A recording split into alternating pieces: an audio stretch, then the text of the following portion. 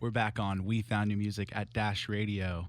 Our friend Lostboycrow joins us once again. Welcome, man. Thank you so much for having me, man. We've been following your journey, the last few years. You've been releasing a few EPs. The most recent EP is Sigh For Me.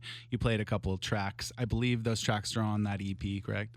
Yeah, Powers is, okay, cool. yeah. So you played Powers, and then the second song you played was and Thursday, which is another single that was released kind of at the top of summer. Mm-hmm. Yeah. So where are you at with your music right now? What was your most recent few singles inspired by? It's funny, the last two singles, Thursday and Where It All Goes, were inspired by kind of me moving to LA and being in a relationship at the time, and that was semi-long distance, and kind of just the weight of knowing when to let go and also see where it all goes, So yeah, it was inspired by some previous relationships, and I wrote those songs like right when I moved down here, and nothing ever happened with them, and then you kind of, it's always fun to go back to your old ideas and kind of reinvent them and reimagine them. So that's what happened, and so they both actually came from a very specific time in my life and were released just this summer. But, definitely. Yeah. I mean, you've now lived in Los Angeles for a while. You've developed some producers you enjoy writing with. It seems like your sound is kind of heading in a direction that may be comfortable for you. Yeah, it's always interesting. I always talk about this, but I was really fortunate enough to link up with Dylan William when I first moved here, and I think we had a very certain sound with Where It All Goes, Say You Want Me, and all these really like kind of nods at R&B, but really just like something you can dance to and something really synthy as well. And that's what I always want to do. I want it to be like soulful music that you can really kind of bounce to as well. So definitely. as the more producers I work with, I have my circle of a few that I love to go to for certain things, and the circle just keeps on tightening, and the sound keeps, I think, getting more solidified in the future. Yeah, speaking of that R&B thing, I think you're really enjoying the Frank Ocean album right now. Oh my goodness, yes. Yeah, I was gonna say, even though I've only been listening to it for like a week, it's already changed the way I approach music, the way I used to approach music back when Channel Orange came out.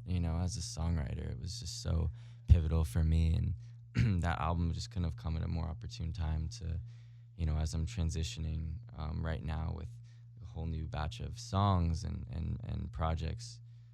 It's been really amazing to listen to the Frank Ocean stuff and kind of just get completely re-inspired and awesome. Yeah, I knew he was a big inspiration for you. Yeah.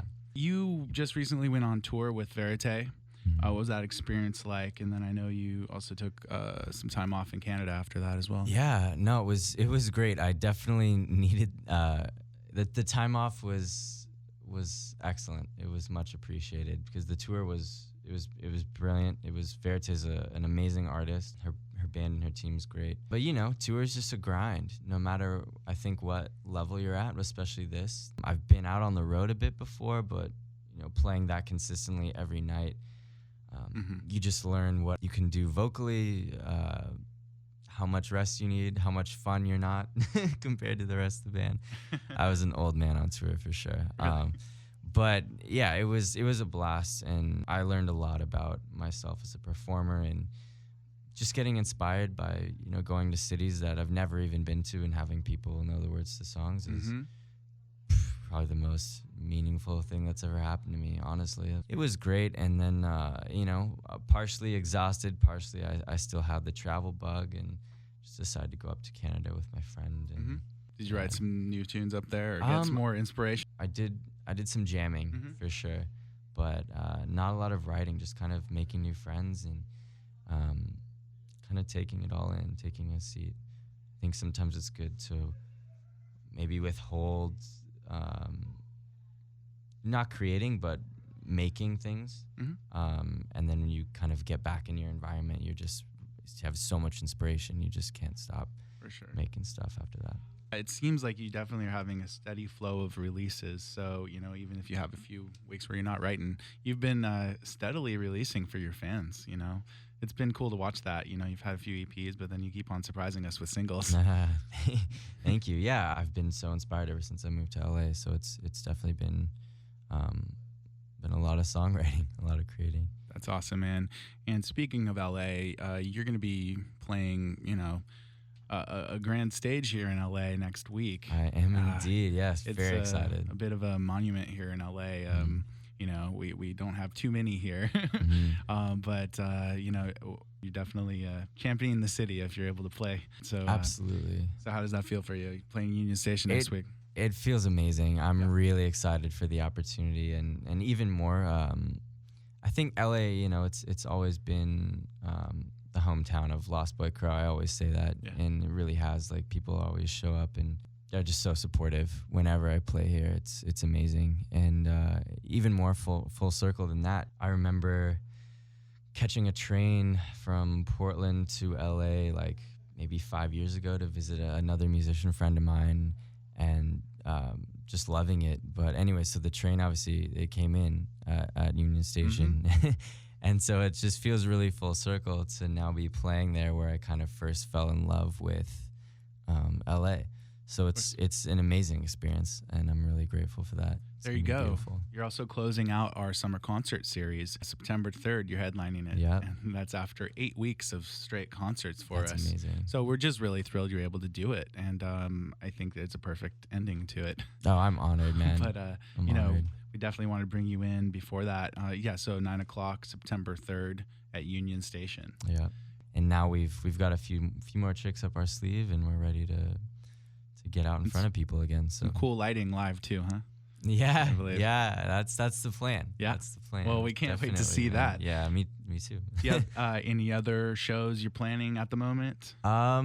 Nothing set in stone yet. I think there'll be some definite traveling this fall again. But how about any upcoming music? I know your recent single "Where It All Goes" is out now. Anything to expect? Yeah, at least 2 more singles that will be coming out, I think, over the next month and a half or so. That kind of fit in with Where It All Goes. So I'm really excited. I think it's been great to see Where It All Goes kind of steadily keep going and having people talk about it and Spotify and all that. And so it's cool to have that have its own life. And now I'm definitely excited to release the next couple singles, though. So a couple more singles, and then I've got, like 105 songs in the bank too. So yeah. Well, that's what I expected. Cool. Yeah. So we'll look for a new release very soon here. Lostboycrow, thank you again for joining us here on We Found New Music, and you're always welcome back. It is that. Always a privilege. Thank you family, so much. I mean, absolutely. There's no question to it. And so we will see you next week at Union Station at 9 o'clock. Can't wait. See you all there. All right, man. So the new single "Where It All Goes" is out now. The EP is "Sigh for Me." Lostboycrow on We Found New Music.